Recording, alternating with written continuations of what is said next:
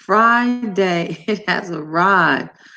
Just the other day, I was saying we are at the end of the week.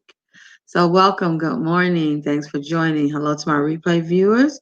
My name is Angela McGowan, your advocate, caregiver strategist, and book, What You Don't Know Could Kill You, How to Get Out of the Hospital Alive. And I'm the founder of Angie's Advocates, committed to excellence. So good morning and thanks for being here.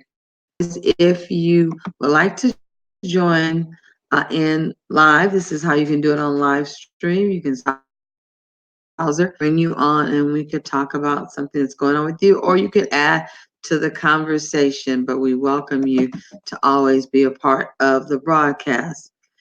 All right, so this morning we're going to be talking about adult children. Are your parents paying medical bills they do not owe? It does happen easily. How and why? So let's get started. Conversation from my own daughter who had this experience. You know, she's the adult child, but it happened to her, and I know that it's happened to your parents and to maybe to you yourself. So let me talk to you about this one aspect about medical bills, about paying what you don't owe, someone saying that you owe it, and how and why that happens. With yesterday's conversation, when I was talking about with the conversation we had with our parents, the doctor said, and ended with, I'm not sure. And so it is the same thing with bills or what they owe or what a cost was for a procedure, for a test, what their copay is, what their deductible is or may not be, or whether or not they should have a supplemental or they didn't bring the supplemental card. Or it always starts out with the doctor said, they said, try to get more detailed information. It ends up with, I'm not sure. So let's talk about how we can avoid some of this, or if you're in it now, what things can you do to streamline this process? So in my book, I have a chapter about it.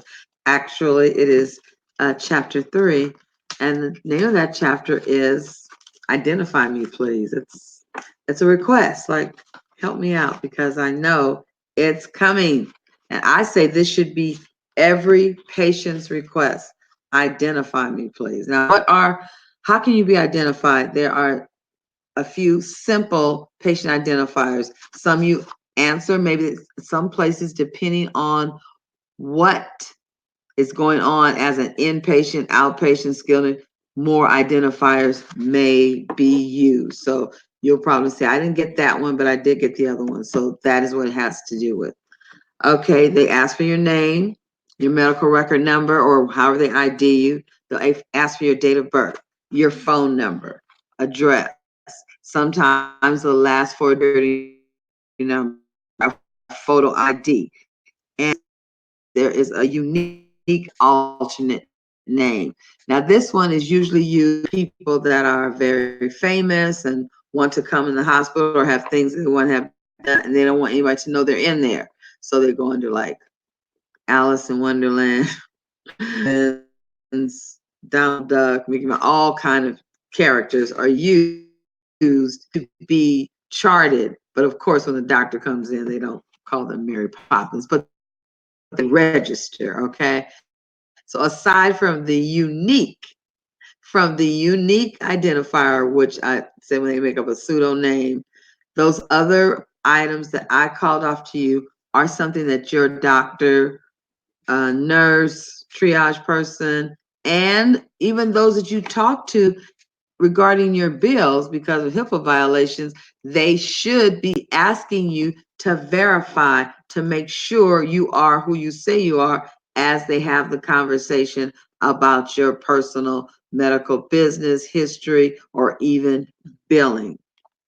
So there should be at least 3 IDs done before any test, procedure, or medication given, and before you go in the doctor's office. These questions should be asked. Of course, they ask you your name. They do ask you your date of birth. Sometimes they ask for your medical card. Sometimes they will just ask for your phone number is another way that they use. Those are the most common ones: your name, your ID card, your phone number, and if all else fails, the last 4 digits of your social security number, which is usually a last resort. Those are not the things that are most prominent when they're asking you to identify yourself or to make sure of who you are. Well, what happened that was unique, okay, shall I say, is that when my daughter went to the doctor and gave her name, which I think is pretty unique, because her last name is spelled not MC like most common names, it's MA. And when she went to the doctor and gave her name, they told her that she had a balance and a copay, which of course she doesn't have a copay and she did not have a balance. But they were pretty sure, they were pretty adamant about it because after all, they're the doctor's office. So imagine your parents, grandparents, godparents, any parents that are in the office and are not feeling well. And someone says, and maybe they do have a deductible or something, but for whatever reason, they're presented with the fact that they have a balance. Now, maybe they did have a balance and they paid it already, but they say, oh, well, you have a balance.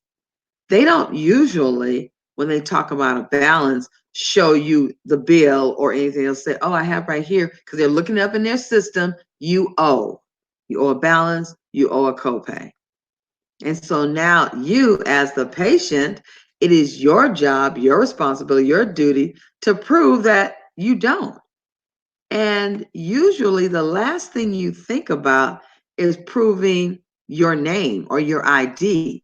You usually say, no, I have my checkbook, or I called into whoever the payment system is, I did with my credit card, whatever you might have done, but you never think about whose name is that? That's not me. What's their phone number? Is their phone number this? Is this their date of birth? You never think about, but that's so important to get identified, okay, to make sure of that from the beginning, because guess what? If they're saying you owe money and they have you wrong there, chances are when the doctor comes in, you could have the wrong chart. And so he or she may be talking to Andrea, and they may have similar things wrong, or they may not. And guess what? In that chart may not be what Andrea is allergic to. So now prescriptions are being written, things are being done because, hey, the chart was pulled. That's why when you have a question, and you need to ask questions at the registration if something goes wrong, for triage, and definitely make sure your doctor knows he's talking to you.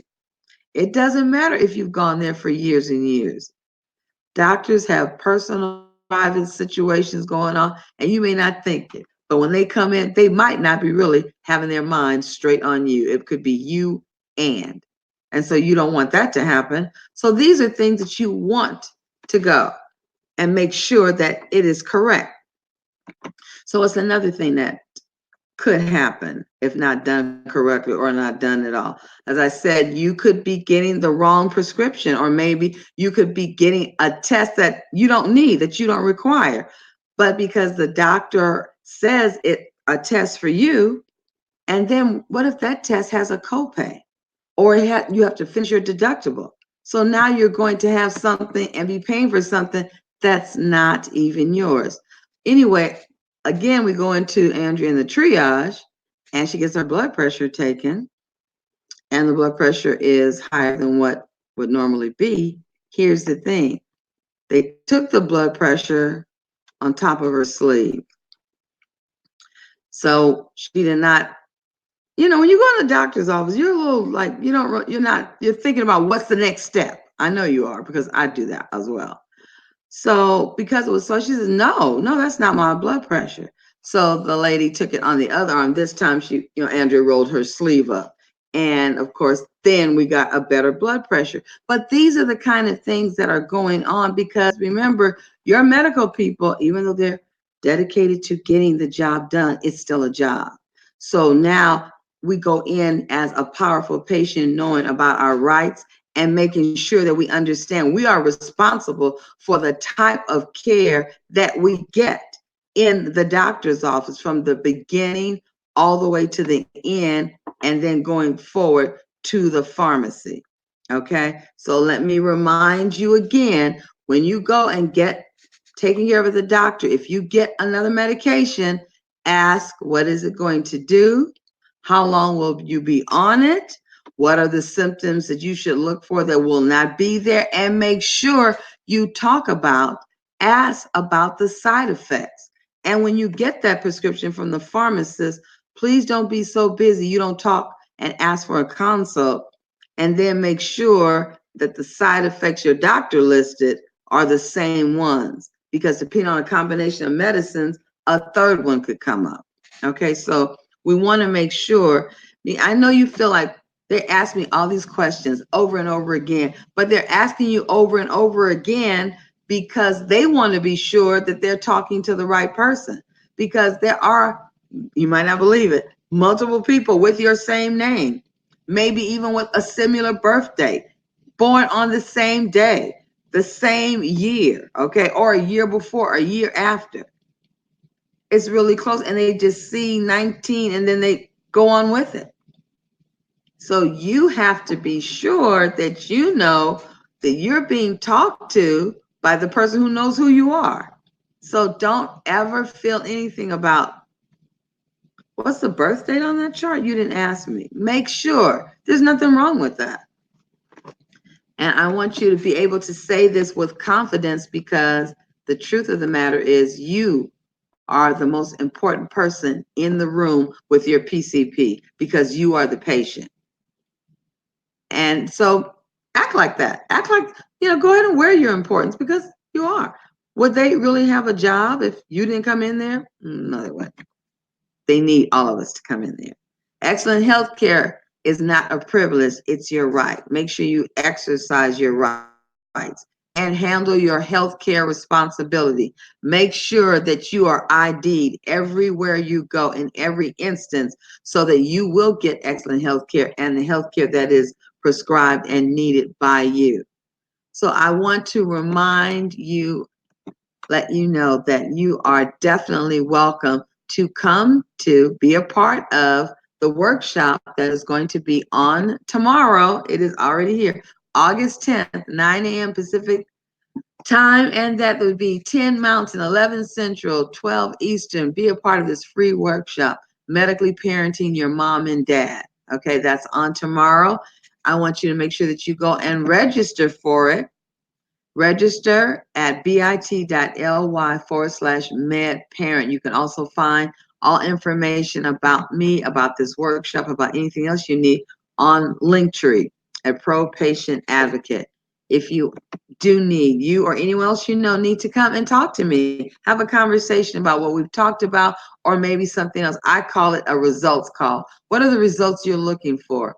You can find me at bit.ly/advocate Angie. I love to see you on tomorrow. It's going to be so exciting. We're going to be sharing a lot of information about what you can do, because I tell you, it's not if you're going to have to help your parents, grandparents, or godparents. It's when. And when you do, when you're called on, you need to be ready, medically prepared to parent them, to parent that situation, definitely more than to parent them. All right, I'm leaving you with those two things. What are they? Blessings and joy. Why is that? Because they both belong to you. It's Angela McGowan, your professional healthcare advocate. I help you navigate through healthcare's sea of red tape, and I create strategies that will allow you to give excellent care to those that you love and care for, as you care for yourself as well. Have an awesome day. It is Friday. I look forward to seeing you tomorrow, 9 a.m. Pacific Standard Time, Pacific Daylight Time. You know what time, 9 a.m. at my time on the West Coast. Thanks for joining me. I'll see you again on tomorrow. Bye.